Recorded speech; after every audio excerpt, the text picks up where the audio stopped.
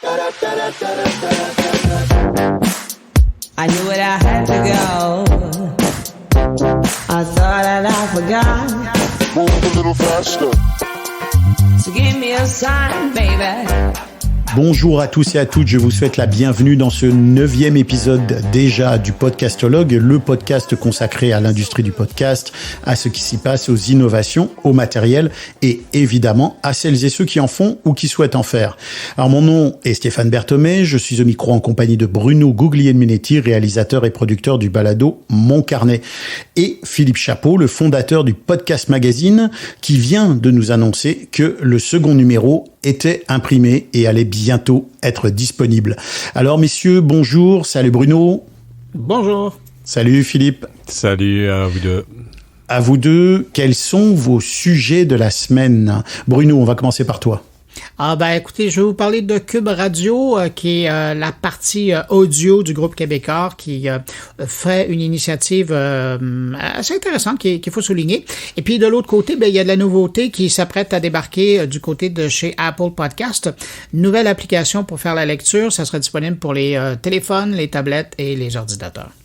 Ok, et toi Philippe, tu vas nous parler de... Eh bien, moi, je vais vous parler de money, d'argent, ABBA. puisque de ABBA. Non, je vais vous parler d'argent, je vais vous parler surtout de monétisation, et puis j'ai participé à la présentation de Ocha qui s'allie à Target Spot pour monétiser ses offres de podcast. Avant qu'on aille rejoindre les sujets d'actu, je fais la petite annonce de nos partenaires. Je vous rappelle que AD Sound, qui assure entre autres la visibilité des podcasts via des players placés stratégiquement sur des sites, est le partenaire de cette émission et que le générique d'intro et d'outro du Podcastologue provient de la bibliothèque musicale de BAM Music. Alors l'actu de la semaine, elle est pas très chargée, mais elle va quand même nous amener, je pense, à discuter.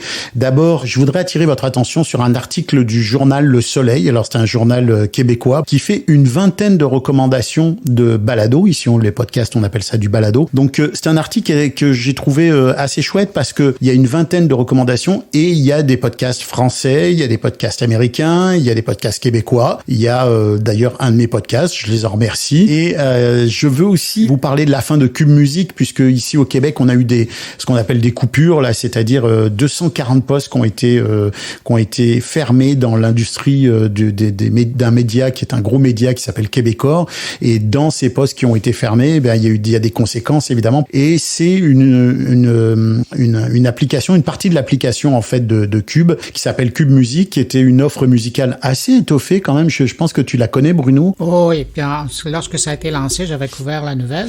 Mais bon, la bonne nouvelle, c'est que le catalogue, ce qui se différenciait par rapport à d'autres offres dans le domaine de la musique sur Internet, c'était que le catalogue était bien entier au niveau de la présence de la musique québécoise, ce qui n'est pas le cas sur Apple Music ou Google Music ou même Spotify.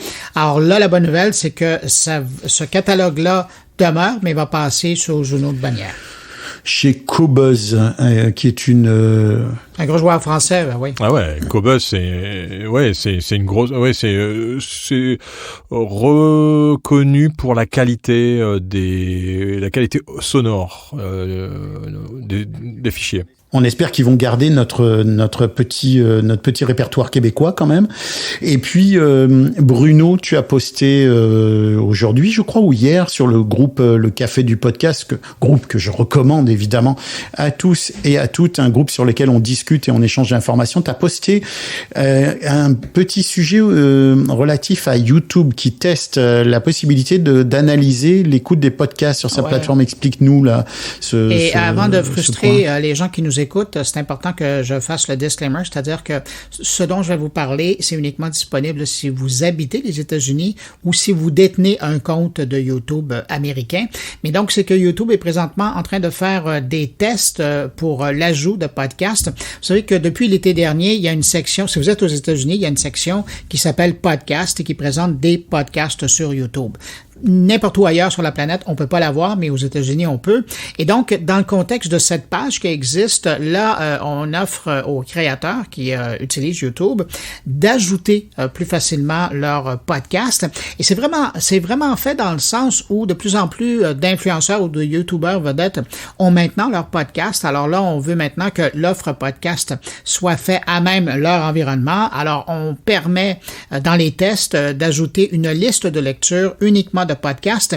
Et puis encore plus intéressant, c'est qu'on vient de revoir, évidemment toujours pour ceux qui ont accès à ce test qui est fait aux États-Unis, on vient de revoir tout le côté analytique de podcast et qui permet d'avoir de l'information beaucoup plus en lien avec l'écoute des podcasts que l'analyse là, qu'on offre pour la vidéo en général. Alors ça peut être intéressant. Attends, c'est moi qui comprends pas ou il y a vraiment quelque chose de nouveau parce que on peut charger son podcast sur YouTube, par exemple le Podcastologue. Quand je le mets en ligne sur toutes les plateformes, Apple Podcast, Spotify et autres, j'ai aussi la mise en ligne automatisée sur YouTube. Donc, en quoi, à ton avis, ça va faire une différence, ça? Ben, tout simplement parce que maintenant, on va pouvoir segmenter l'offre podcast. Alors, quand vous allez aller sur une chaîne de quelqu'un qui a à la fois des vidéos et aussi des podcasts, ça va te faire plaisir, ça, Stéphane. Ben là, les gens pourront avoir l'onglet podcast et cliquer là-dessus et avoir uniquement l'offre audio en podcast.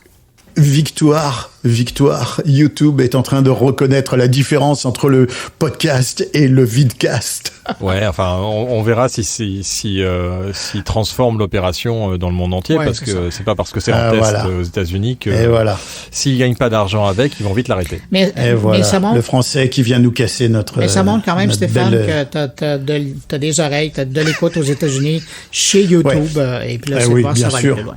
Mais oui, bien sûr, mais vous savez, mais je pense que les gens de YouTube écoutent le Podcastologue et qu'ils en tirent des enseignements.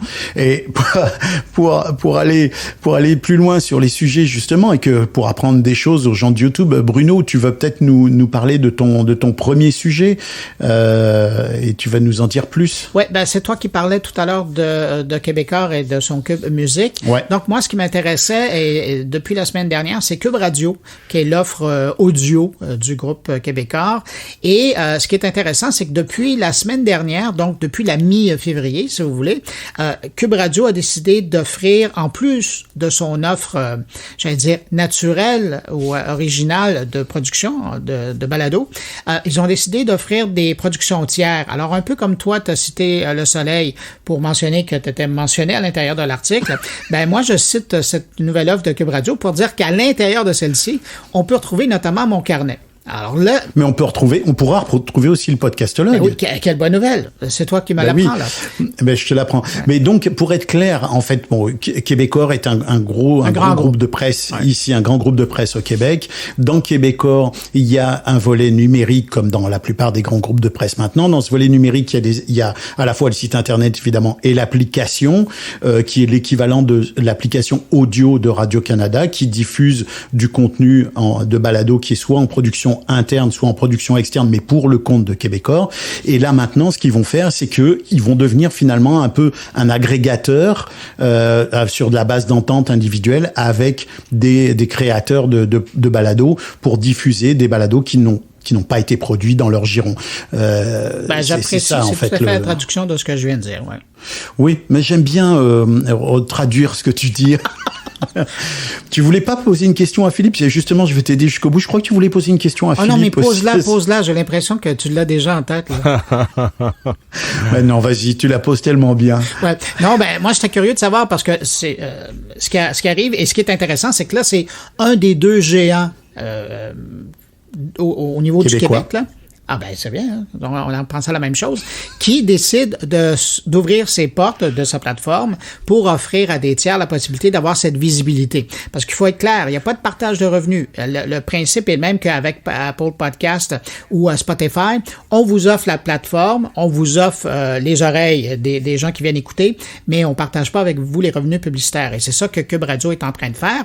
Mais là, ce qui est intéressant, puis que je me dis, mais si Cube Radio le fait, pourquoi un diffuseur public ne le fait pas.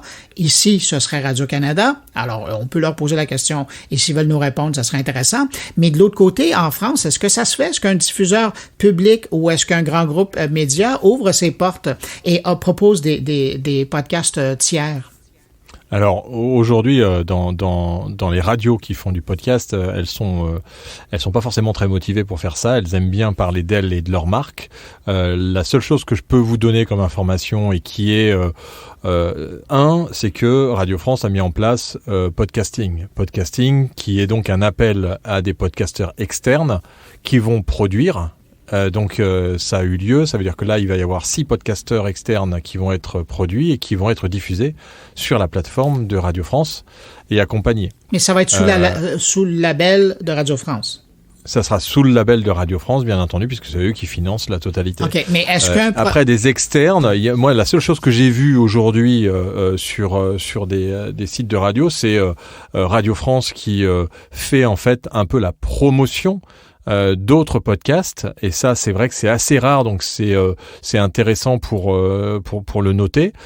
Donc Radio France qui a mais en fait c'est une émission qui a lieu le week-end qui s'appelle les podcasts venus d'ailleurs et qu'ils diffusent mais sans vraiment les intégrer dans leur offre de podcasts comme tu en as parlé. Donc aujourd'hui je pense qu'il y a très peu d'acteurs qui ajoutent des podcasts externes. Après vous avez par exemple, mais ça c'est un média pure player, des Slate Audio qui eux vont par contre mettre dans la sélection de podcasts de Slate des podcasts qui ne sont pas de Slate, et notamment des podcasts de Radio France, parce que il y a une espèce de curation de podcasts qui est faite. Mais là on est dans un partenariat entre médias, comme il peut y avoir avec des agrégateurs de podcasts, que ce soit on en a pas pléthore, mais avec Cybelle notamment, ou avec où on sait qu'il y a des podcasts de Radio France qui y sont. Par contre, des radios qui font la promotion de podcasts indépendants dans leur flux et qu'ils diffusent eux-mêmes,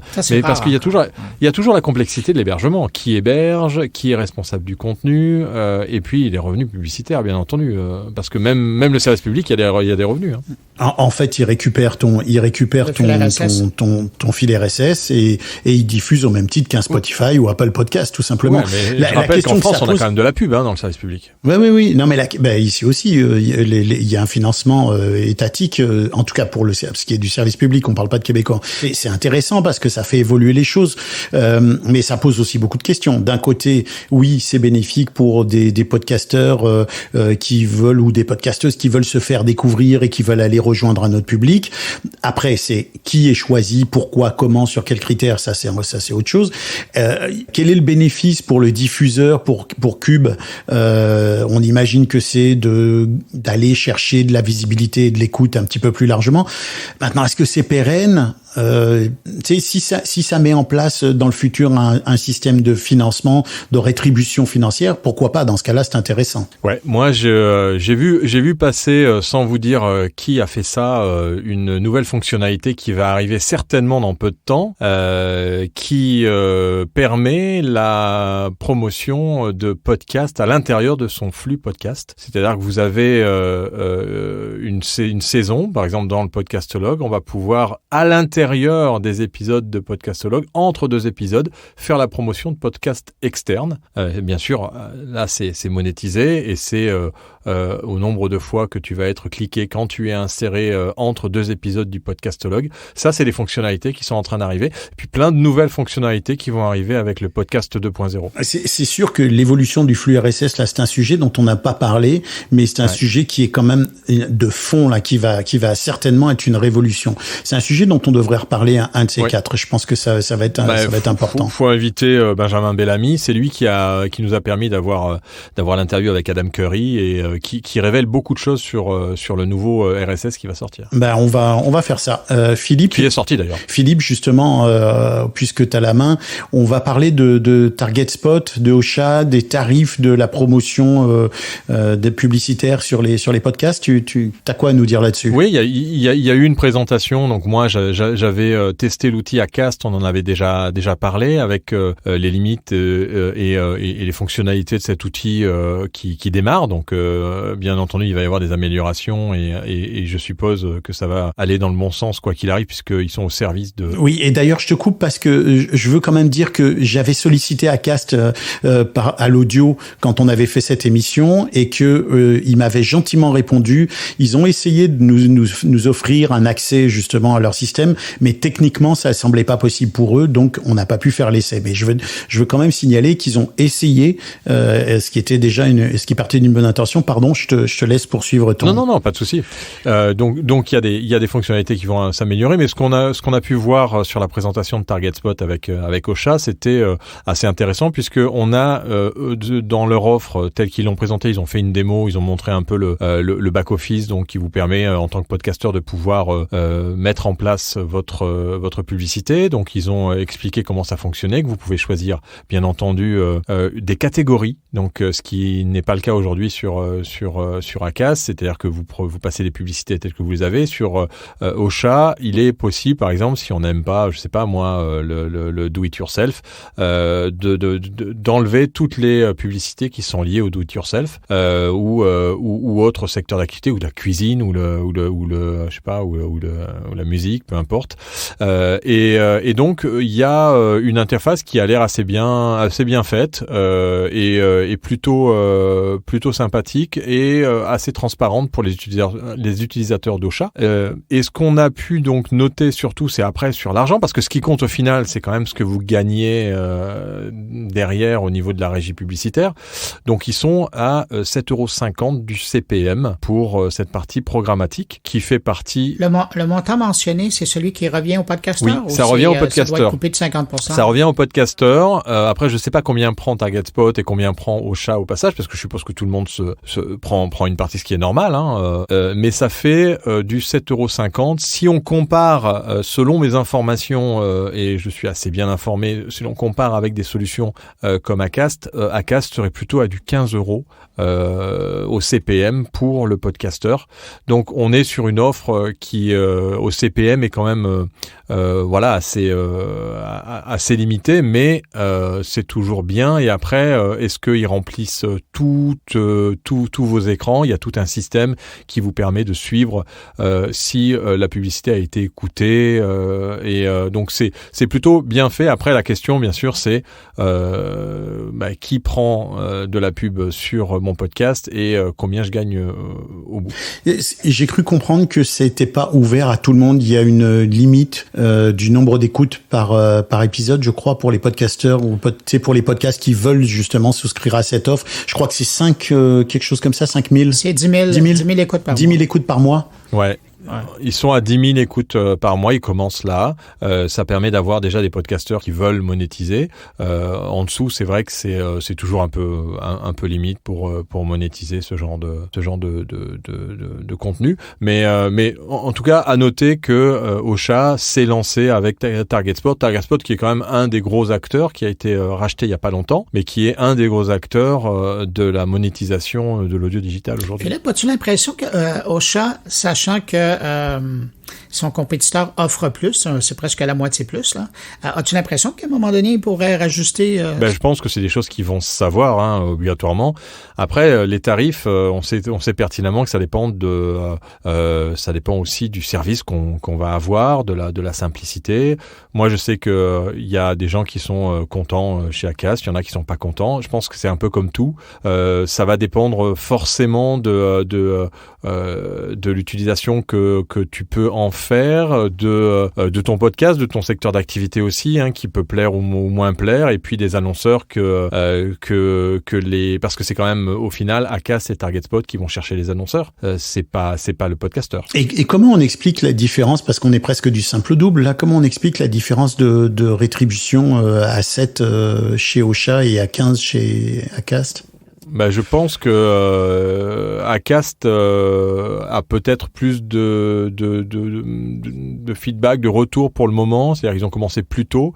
TargetSpot, ils l'ont fait, mais pas avec Ocha directement. Là, avec un hébergeur, il doit y avoir quand même des coûts supplémentaires induits qui se rajoutent. Il y a Ocha, comme je disais tout à l'heure, à rémunérer. Il y a Target Spot et puis je pense qu'il démarre peut-être à ce niveau-là pour ajuster, si j'ai bien compris, au fur et à mesure et peut-être faire augmenter le CPM si tout fonctionne bien. Et là, Philippe, pour le moment, cette solution-là, elle est offerte uniquement sur le territoire français parce qu'Ocha maintenant est également disponible en Amérique, là? Alors, je pense que ça fait partie de la stratégie d'Ocha aujourd'hui qui est partie vraiment bille en tête sur l'international, qui a envie de pouvoir attaquer ce marché international. Et c'est vrai que pour attaquer un marché international, si on n'a pas de solution de monétisation qui se respecte, c'est compliqué.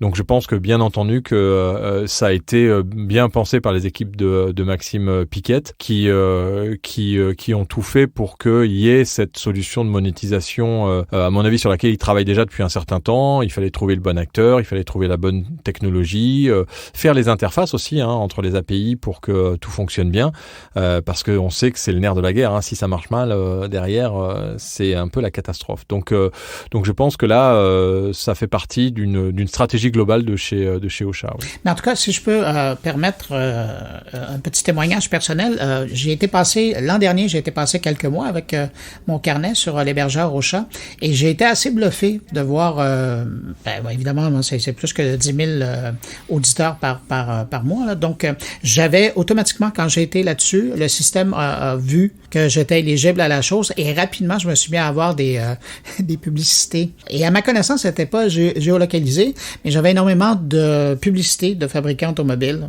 qui apparaissaient. Je voyais les résultats, là, les logs, et c'était assez bluffant de voir comment ça fonctionnait vraiment pile poil.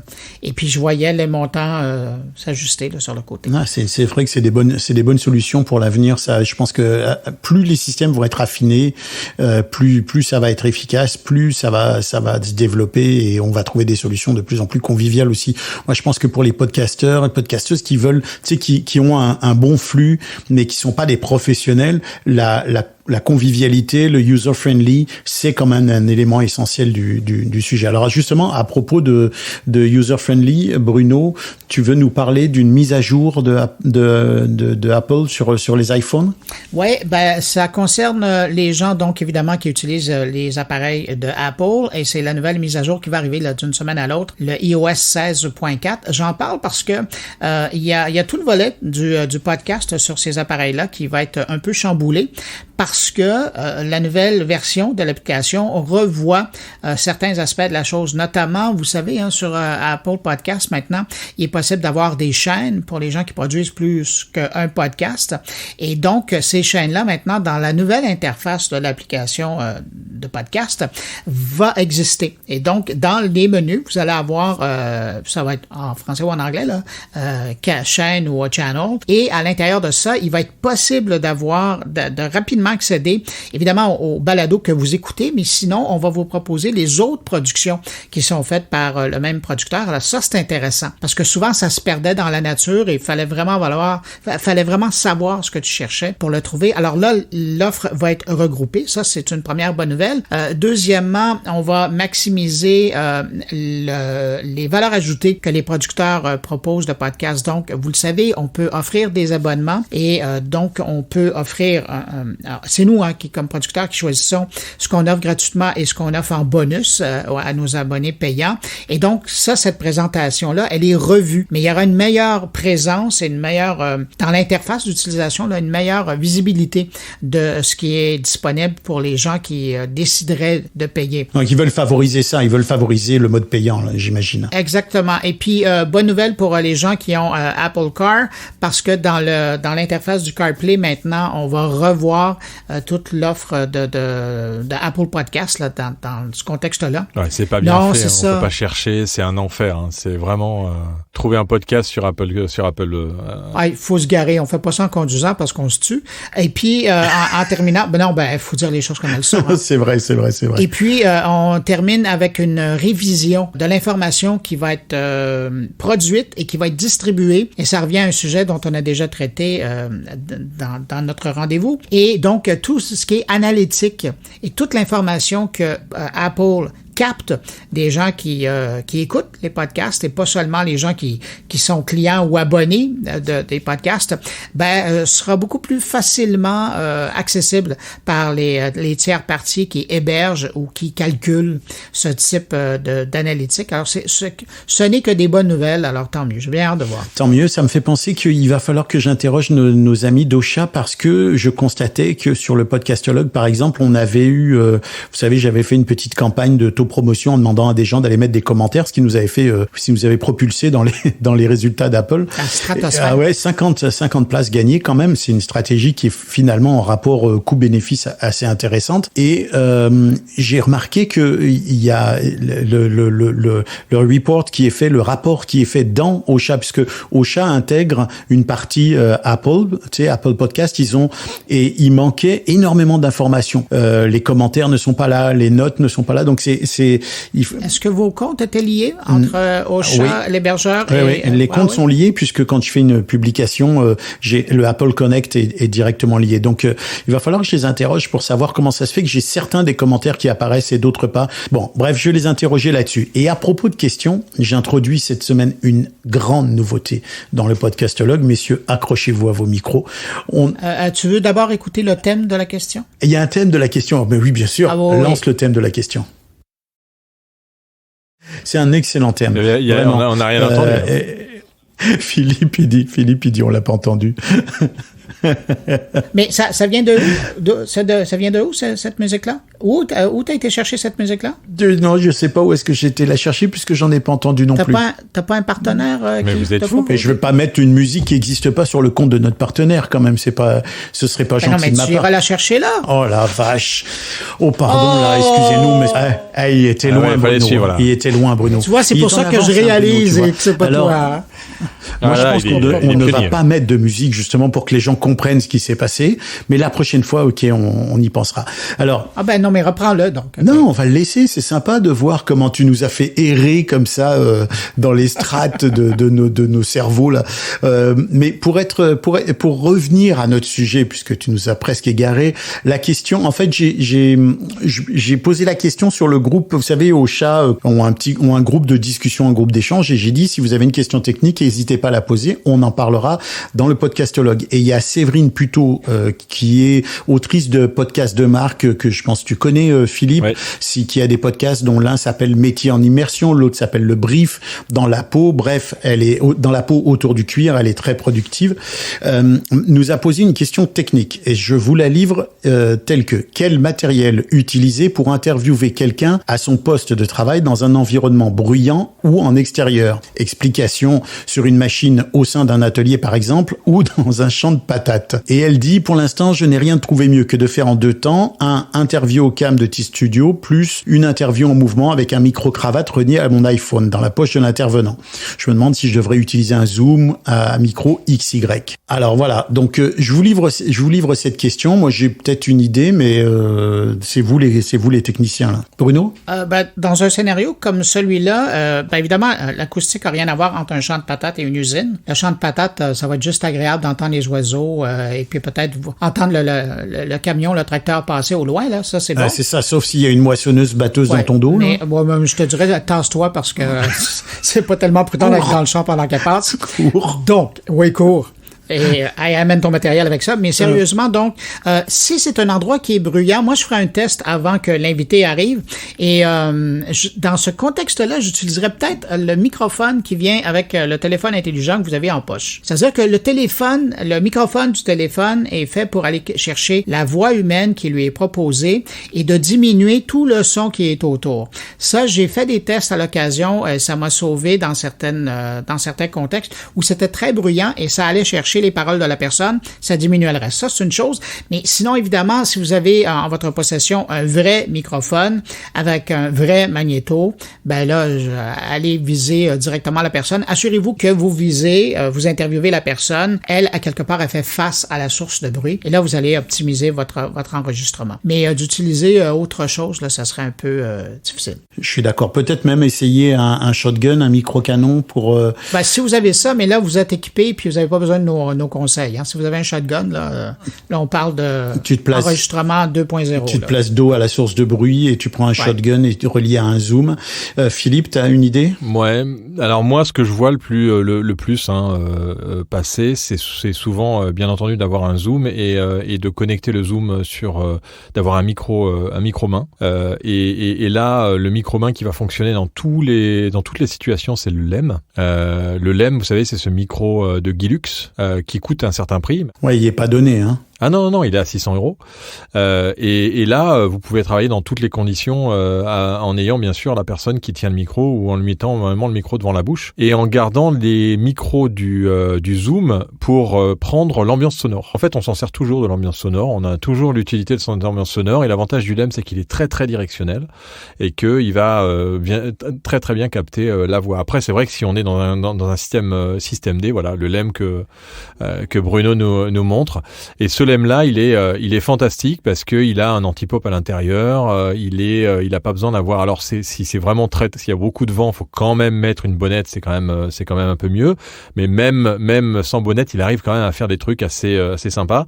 Mais après, c'est vrai, si on est dans le système D qu'on veut, comme dit Bruno, hein, le téléphone. Alors quand c'est un iPhone, c'est plus quali que certains autres téléphones parce que les micros, il y en a un peu partout. Et je vous rappelle que il y a une application que vous pouvez utiliser sur l'iPhone qui vous permet aussi de choisir le micro de votre iPhone, puisque vous savez que vous avez plusieurs micros sur l'iPhone et c'est très rare les applications qui vous permettent de choisir quel micro vous voulez utiliser pour capter. Est-ce que c'est le micro avant, le micro arrière, parce qu'il y a plusieurs micros dans l'iPhone, et ça c'est l'application dont je vous avais déjà parlé, que vous pouvez télécharger, qui s'appelle Voice Record Pro, qui est gratuite et qui vous permet sur votre iPhone de choisir le micro que vous voulez choisir quand vous voulez enregistrer. Je me demande si Philippe a pas investi dans Voice Record Pro quand même. Je me demande s'il n'y a pas une prise de participation là-dedans. Non, mais c'est super. Écoute, en plus, tu nous l'as expliqué, c'est un créateur indépendant, donc on est très content de soutenir les idées originales qui fonctionnent bien. Il y a un autre point qu'on peut peut-être proposer à Séverine, c'est et on en a déjà parlé, mais c'est le Enhance de chez Adobe, qui est quand même assez incroyable pour supprimer les univers sonores. Tu sais, si l'univers sonore est assez régulier, si effectivement tu passes ton intervenant, tu le places lui face au bruit et toi face au bruit, que tu as un micro qui est vraiment très bien dirigé vers ton intervenant, éventuellement même peut-être un supercardioïde ou le LEM dont vous parliez, si après tu passes ça sur Enhance chez Adobe, peut-être que tu peux avoir un résultat relativement propre. Moi, j'ai aussi dans les plugins de Hindenburg, j'ai aussi un plugin qui est vraiment impressionnant qui s'appelle Clarity VX. Clarity VX, tu sais, ça fait partie des plugins hyper simples à utiliser que tu lances et qui a une sorte de rond comme ça en dents que tu fais tourner et qui permet, en le faisant tourner, d'aller supprimer l'ambiance sonore extérieure à ce que dit ton intervenant. C'est assez fortiche comme résultat. Je l'ai utilisé une ou deux fois. Donc, peut-être qu'un mélange de bon micro, bonne prise de son avec le dos au son et ton intervenant face au son pour pas justement le capter pendant que tu fais l'entrevue et un passage derrière en nettoyage, ça peut être une solution. En tout cas, voilà, Séverine, on a un début de réponse pour toi. On espère que ça va peut-être t'aider pour ces conditions techniques un peu difficiles. Idéalement, on évite. On va attaquer le sujet de la semaine. Je voudrais vous faire parler d'un sujet, mais avant ça, je veux pousser un petit coup de gueule. Je suis fatigué de lire des articles qui sont toujours les mêmes sur « Ah, le podcast se casse la gueule, il y a 80% de podcasts en moins en 2022 par rapport à 2020, c'est le repli, ça va pas bien, etc. » Il faut arrêter, je vous en supplie, arrêtez de partager ces articles-là. On peut pas demander aux gens d'arrêter de les écrire parce qu'on sait pourquoi ils les écrivent, que c'est des pièges à clics, mais arrêtez de les partager parce que ce sont des articles biaisés, ce sont des articles qui ne sont pas réalistes, c'est des articles qui ne s'appuient pas sur les chiffres de la bonne façon. Tout simplement, et je l'ai déjà expliqué, on le sait qu'en 2020-2021, on a une aberration statistique due à la période de la Covid. C'est à peu près aussi stupide que de dire l'hôtellerie se casse la gueule, il n'y a pas eu de réservation en 2020-2021. Je veux dire, on était dans une situation exceptionnelle, on peut pas se baser là-dessus pour dire qu'une industrie va bien ou va mal. On peut peut-être en tenir compte, mais il faut pas exagérer, surtout que il y a une flopée d'articles, un article de Forbes récemment, par exemple l'étude d'Edison Research qui dit quand même que en 2022, il y a 20% d'adultes de plus de 13 ans en plus aux États-Unis qui écoutent du podcast. Par exemple, une autre étude, Women's Podcast Report, qui dit que il y a 35% des femmes adultes américaines qui écoutent un podcast chaque mois. Ça fait 47 millions de personnes, c'est-à-dire 70% de plus qu'en 2014. Le nombre de sujets aussi qui sont écoutés, c'est le nombre de sujets a quasiment doublé. Donc, il faut arrêter de se faire peur pour rien et de partager des articles qui sont destinés à nous faire peur. Ça n'est pas le reflet de la réalité. Peut-être que vous avez un petit commentaire là-dessus. En tout cas, ce qu'on peut noter, c'est que sur la base de données des podcasts, Podcast Index, il n'y a pas forcément de baisse réelle. Les chiffres qui ont été analysés, qui ont été donnés et qui sont sortis de Podcast Index qu'on a publié sur Podcast Magazine sur les vrais chiffres, puisque moi, c'est pareil, j'étais appelé par plusieurs médias pour savoir si ce qui se passait avec ce 80% de baisse de podcast. J'ai dit, il faut se méfier des chiffres, parce que les chiffres, on leur fait dire un peu ce qu'on veut, et ce qui est important de voir, c'est comment l'industrie se porte, combien il y a de nouveaux projets qui arrivent, et là, il n'y a pas de baisse. Enfin, nous, on le voit toutes les semaines. Puis la publicité aux États-Unis, on prévoit le quadruplement des montants de publicitaires pour 2024 par rapport à 3 ou 4 ans auparavant. Donc, faut regarder les choses dans leur ensemble. Et c'est à peu près aussi stupide que de dire on va tirer une statistique ou une analyse sur une industrie qui s'est lancée il y a 4 ans à travers 2 ans de Covid. Je veux dire, on est bien d'accord, ça fait pas de sens. Oui, ça fait pas de sens, mais bon, il faut bien faire parler. Il faut bien vendre de l'article sur Internet. C'est ça, malheureusement. Mais en tout cas, c'est pas bon. Forcément, ça n'est pas bon pour l'image du podcast et pour les annonceurs qui auront envie de se positionner. Tu sais, c'est un peu le coco, fais-moi un article pour dire que le podcast va mal. Ok, et je vais aller chercher ce qu'il faut pour faire ça. Voilà. Bon, bref, c'est la fin de mon coup de gueule. Parlons de choses. Est-ce que c'est une nouvelle chronique, c'est un nouveau segment? Non, ça serait bien. Hein? Peut-être pas. Mais parlons pour finir d'un sujet quand même qui est pas facile non plus, parce que justement, pour que le podcast aille bien, il faut qu'il soit écouté, il faut le faire écouter aux gens. Et je voulais vous entendre un peu sur la façon dont on peut faire découvrir son podcast à travers les réseaux sociaux. Bruno, tu as une expérience vraiment intéressante de ça. Tu fais ce qu'on appelle la syndication. Tu pousses le système de syndication vraiment au maximum. Philippe, t'as aussi un regard très acéré là-dessus parce que à travers le Podcast Magazine aussi, tu travailles beaucoup sur différents segments. Si on devait donner quelques conseils à des gens, un qui se lance et deux qui ont un podcast et qui veulent lui faire gagner de la visibilité. Je parle pas de la découvrabilité, je parle pas des métadonnées, je parle vraiment de comment on fait pour faire parler de son podcast. L'idée m'est venue de la discussion que j'ai eue la semaine dernière avec Carole Lefrançois, qui est journaliste à Télérama, qui est une des rares journalistes de la presse écrite qui critique du podcast et qui me racontait un petit peu, qui me donnait les détails de comment ils sélectionnent leur podcast, comment ils font leurs critiques, etc. Entrevue que je vous recommande d'aller écouter parce que elle est éclairante à plusieurs niveaux, y compris si vous voulez qu'un magazine comme Télérama parle un jour de votre podcast, qui sait. Et d'autre part, ce que ça m'a suggéré, c'est effectivement quel recours on a quand on a aujourd'hui un podcast pour le faire écouter, le porter aux oreilles des auditeurs. Alors, je vous écoute, messieurs, dans l'ordre ou dans le désordre. Moi, je suis assez circonspect sur l'opération. Ce que je peux donner comme information, en tout cas, c'est ce qui ressort de tous les entretiens que j'ai avec les podcasteurs depuis le premier numéro de Podcast Magazine. Et ce qui ressort réellement, c'est qu'il y a faut pas trop se disperser, faut pas trop partir dans tous les réseaux sociaux possibles et imaginables, mais idéalement il faut en choisir un ou deux et être bon sur celui qu'on a choisi ou ces deux que l'on a choisi, parce que c'est très important d'alimenter en fait. Donc ça, c'est ce que je ressors un peu des échanges que j'ai avec les uns et les autres. Après, il y a beaucoup de podcasteurs qui se disent maintenant spécialistes de podcasts et qui vont vous conseiller d'être partout, de publier sur YouTube, sur Twitter, sur Facebook, sur Instagram, sur TikTok, sur tous les réseaux possibles et imaginables.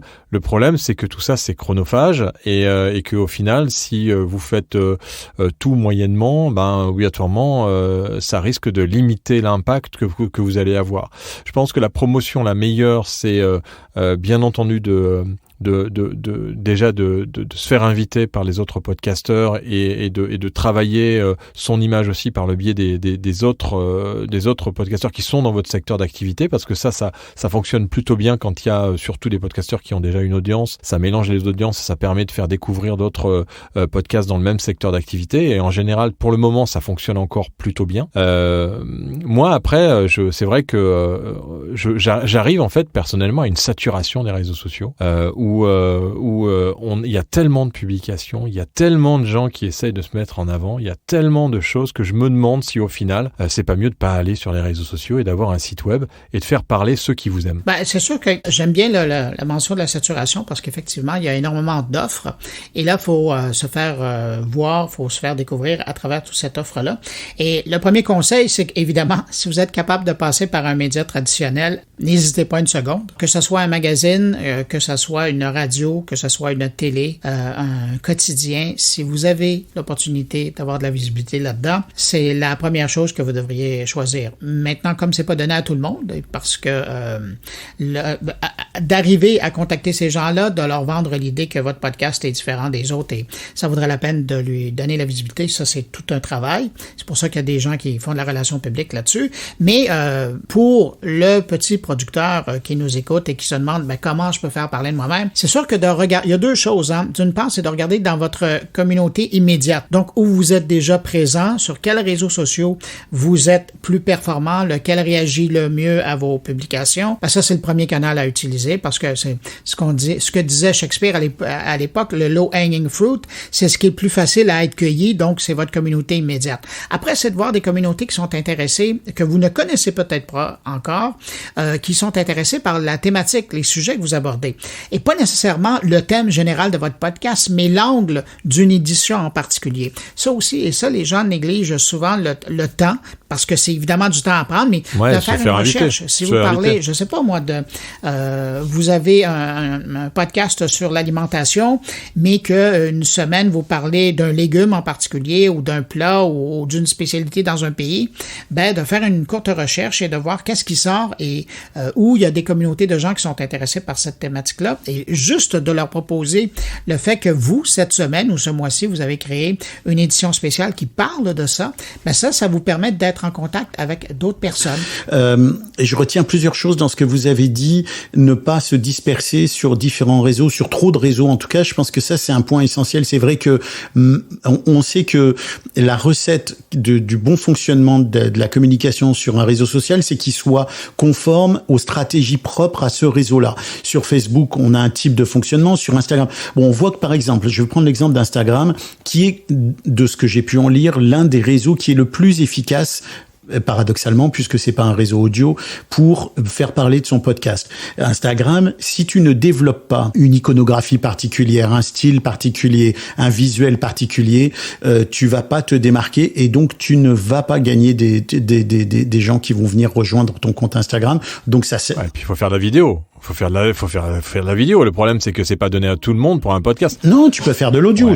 Tu peux faire de l'audio sur Instagram. Tu peux. Mais non, mais tu vois, nous, par exemple, on a des petites capsules. Tu les écoutes peut-être pas parce que t'es saturé d'informations, mais. Ouais, mais tu peux. Ce que je veux dire, tu peux. Mais tu sais très bien que c'est la vidéo aujourd'hui sur Instagram qui va avoir le plus d'impact. Donc en fait, si tu veux utiliser un réseau social, le problème, c'est ça, c'est qu'il faut faire de la vidéo sur un format qui n'est pas adapté au podcast. Donc je suis d'accord avec toi. Instagram n'est pas le top. Pour moi, le top, c'est très simple. C'est vous avez un site web vous faites une newsletter, vous savez qui sont vos auditeurs parce qu'ils vont s'inscrire et que vous allez leur demander leur nom, leur prénom, leur date de naissance, s'ils sont un homme ou une femme, c'est tout ce dont et le pays éventuellement.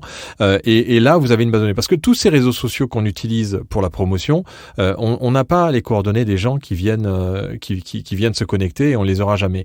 Et ça, c'est un écueil, c'est un gros problème pour les podcasteurs qui ne savent pas quels sont les auditeurs. Donc, moi, la stratégie la meilleure, c'est d'avoir son médiamètre qui est son site web qu'on maîtrise, qu'on se fait sur n'importe quel outil et qui permet aux gens de s'inscrire parce qu'ils aiment votre contenu. Si votre contenu est bon, vous n'auriez pas besoin normalement d'avoir des réseaux sociaux. Ouais, c'est pas fou, sauf qu'on a besoin d'avoir des réseaux sociaux. On peut pas, devant la multitude de contenus qui existent aujourd'hui, on ne peut pas se démarquer à moins d'avoir un produit exceptionnel. Il y a aussi une stratégie qui est vachement importante que les gens oublient complètement, c'est la stratégie du grand ensemble. C'est-à-dire que avant de lancer ton podcast, crée-toi un groupe Facebook dans lequel tu vas réunir un ensemble beaucoup plus large que ton sujet et tu vas finalement réussir à regrouper des gens qui ont une vision ou une approche plus large sur ton sujet. Quand tu vas parler de ton sujet en tant que tel, il va s'inscrire dans ce registre-là et donc tu vas rejoindre beaucoup plus de monde. Ça, c'est une possibilité aussi de créer des ensembles plus grands que le sujet de ton podcast. Un peu l'inverse de ce que tu disais,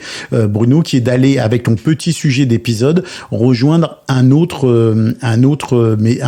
groupe qui est intéressé. Ça revient à une autre façon, mais finalement, tout est sur le cœur de ton sujet. Qu'est-ce que tu fais et comment tu arrives à le faire rejoindre le plus grand nombre? Est-ce que vous êtes d'accord avec ça ou pas du tout? C'est sûr que si tu as une stratégie en amont et que tu as le temps de créer ce groupe-là, c'est merveilleux. Moi, je pense plus à des gens qui sont déjà dans la production de podcasts et qui n'ont pas eu cette très bonne idée de se créer une communauté auparavant. Mais là, t'es mal barré. Honnêtement, faut dire les choses aux gens. Quand tu as lancé ton podcast, que t'en es à ton 15e épisode et que tu as pas beaucoup d'écoute et que tu as pas anticipé ta stratégie sur les réseaux sociaux, comme disait Coluche, pour eux, ça va être très difficile. Oui, mais après, ça dépend de ce que tu cherches. Peut-être qu'il y en a qui cherchent simplement à se faire plaisir et qui font construire et qui construisent leur communauté au fur et à mesure avec des années après années et au bout d'une année, ils se disent tiens, je vais mettre un effort sur ma communication, sur ma communauté et ça peut décoller. Donc après, ça dépend aussi de tes objectifs. Puis il y a aussi l'approche c'est parce que là on parle toujours de communauté, mais il y a aussi l'idée de faire un choix stratégique par rapport à ses invités. Et ça, c'est aussi une stratégie. Il y a des gens qui l'emploient et qui le font très bien, mais c'est de s'assurer d'inviter mois après mois, semaine après semaine, des gens qui ont une chambre d'écho plutôt énorme, plus élevée que la leur. Et donc, ils demandent systématiquement à leurs invités de partager l'entrevue qu'ils ont fait ou l'édition qu'ils ont fait avec leur chambre et leur présence. Et donc, ça donne une visibilité accrue là, pour ta production. Ouais, encore faut-il, et je vois le regard de podcastophile, et encore faut-il que ces gens-là partagent ton épisode parce que c'est la problématique justement de faire affaire avec ou d'inviter des gens qui sont big dans le milieu, c'est que ils se sentent pas forcément très impliqués dans le résultat de ton épisode. Donc ils ont tendance à pas vouloir le partager ou ça les intéresse pas forcément de le partager. Enfin, ils te disent qu'ils vont le faire. Voilà. Bon, alors ils te disent qu'ils vont le faire. C'est vrai que c'est très difficile d'obtenir l'adhésion pleine et entière de quelqu'un à un épisode. C'est de lui dire, écoute, je t'invite, mais j'aimerais ça que tu le partages. Puis il n'y a pas de contrainte, mais ce serait chouette quand même, etc., etc. Moi, je pense qu'il faut pas hésiter à faire un petit rappel en écrivant à la personne, en lui disant, hey, tu sais que l'épisode est en ligne, ce serait cool si tu le partageais. Tu sais, une semaine ou deux après, il est pas trop tard. Lui rappeler gentiment, lui dire, écoute, tu sais que l'épisode est en ligne, voilà le lien, et faciliter les choses. Je pense qu'il y a un point essentiel, c'est faciliter les choses. C'est-à-dire que si tu t'attends à ce que les gens aillent récupérer eux-mêmes le lien, le truc, le bidule, non, ça marchera pas. Par contre, si tu leur prépares un petit message en disant, voilà le lien de l'épisode, voilà ce dont on parle dans l'épisode, ce serait vraiment sympa si tu le partageais, tu augmentes tes chances d'obtenir un partage, même si c'est pas garanti. Ça, on est d'accord. Oui, avec une petite illustration qui est attachée au courriel et puis c'est non, fait. Après, tout ça, c'est chronophage. Mais si on fait les choses bien, en effet, c'est ce qu'il faudrait faire idéalement pour tout contenu qu'on publie et qui est dans lequel intervient quelqu'un d'externe. Ouais. Philippe, c'est la semaine dernière qu'il y avait un sondage qui est sorti en France et qui racontait que faire la promotion d'un podcast, c'est 2 fois plus de temps que de le produire podcast lui-même. Alors, écoutez, on va terminer là-dessus parce que au final, c'est un peu la conclusion, c'est que le podcast en tant que tel, c'est un contenu numérique qui va être perdu dans un océan numérique. Donc, il faut après le promouvoir. Après, il faut lui donner les moyens d'aller rejoindre le public. Et tu vois, juste pour ajouter à ce que tu dis, l'importance du budget de communication, c'est de voir aussi, je prends l'exemple, depuis la fin novembre, je voulais pas faire la pub, là, mais j'ai ma web radio, Radio Montcarnet, je le vois systématiquement. Si j'en parle pas sur les réseaux sociaux, les gens n'y pensent pas. Mais du moment que j'en parle, je vois les codes d'écoute monter. Et d'ailleurs, ce qui m'a fait dire à un copain, là, je comprends pourquoi les radios arrêtent pas de faire de publicité sur les panneaux publicitaires, dans les abribus et partout. Parce que si les gens le voient pas, ils vont pas nécessairement aller écouter. On sait que c'est la répétition qui crée finalement le passage à l'acte. Là, on est clair. Il y a un juste milieu entre la répétition et le gavage. Et la rétention qu'on fait d'ailleurs avec cette occasion de voir et cette occasion d'écouter, puisque c'est comme ça que ça fonctionne chez les publicitaires. C'est l'occasion de voir, l'occasion d'entendre qui multiplie l'envie d'acheter ou l'envie d'aller écouter. Donc ça, forcément, c'est important. Mais je voulais simplement parler d'un petit bouquin qui vient de sortir, qui nous a été envoyé pour Podcast Magazine. D'ailleurs, on fera une sélection des bouquins qui parlent de podcast d'une jeune femme qui a lancé son podcast il y a pas longtemps, qui s'appelle Safia Gourari, et le livre s'appelle Build Your Podcast, de son podcast Build Yourself.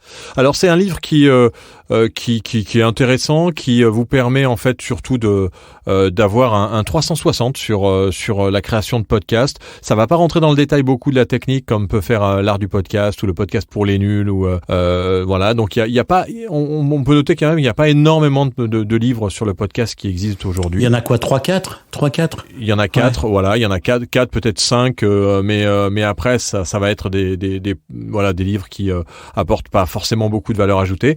Celui-là, il a l'avantage de vous faire vraiment un 360 et de rien oublier dans votre process de création de podcast. Ça se lit assez vite, c'est assez concret, et c'est plutôt pas mal rédigé, pas mal construit, donc plutôt positif au niveau du retour, comme d'ailleurs l'art du podcast de Noémie Mur, qui est plutôt bien fait, et le podcast pour les nuls de Pénélope Boeuf, qui a peut-être la difficulté de mal vieillir parce que il y a tellement de nouvelles choses qui sortent pour le podcast et de nouveaux outils que très vite les livres ça devient obsolète. C'est ça, il y a 2 choses sur les bouquins. Moi je pense que c'est bien parce que ça rassure les gens qui veulent se lancer, de se dire j'ai un support, j'ai quelque chose à lire qui va me conforter, tu sais, dans le process, ou qui va me donner au moins des clés pour démarrer. Donc je pense que ça c'est vraiment très positif. L'autre point, c'est qu'effectivement, ça peut pas aller dans le détail parce que si tu veux parler de réalisation, de montage, de choses comme ça, là tout de suite, c'est pas dans un bouquin que tu vas l'apprendre.